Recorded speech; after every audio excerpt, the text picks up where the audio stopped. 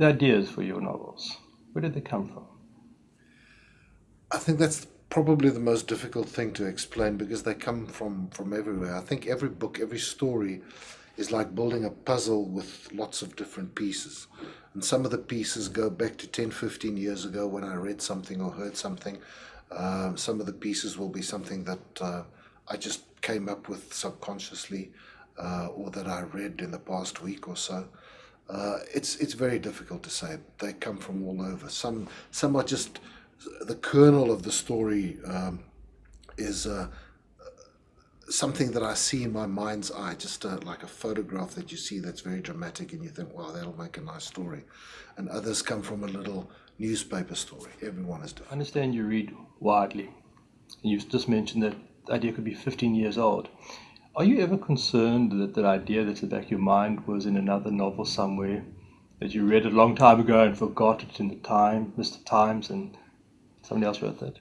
I think that inevitably happens. I think we are influenced by everything that we read, every movie that we see, every television program. So this will happen. What I'm pretty sure about is that whatever I'm using that has been used before will be so different in terms of the story that I'm writing that it wouldn't matter. The rituals, the methodologies. How do you write? When do you write? When I started writing 10, 15 years ago, the only time I had available was very early in the morning because that was the only time that the children were asleep. So I got into the habit of getting up very early and writing in the early morning. So I still do that to a large extent. I usually get going, sit down by about 6 o'clock.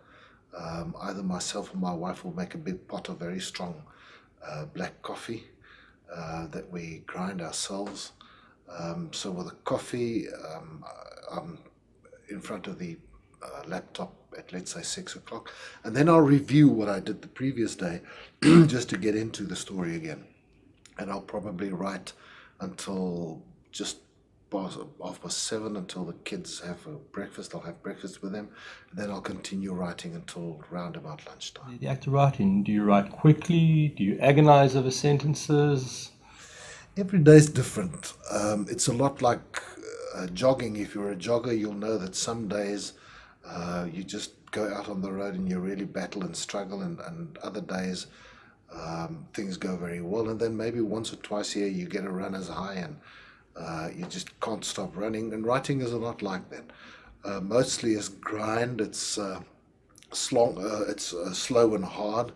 And then you do have your days that things get better, and then a couple of days a year, then you really, then you get going and you're really cooking. You find that you rewrite a lot. You said you review the previous days. Do you find you rewrite a lot? Yeah, my whole process is, I think, a lot about rewriting what I did yesterday, so that by the end of the book there isn't all that much rewriting to do.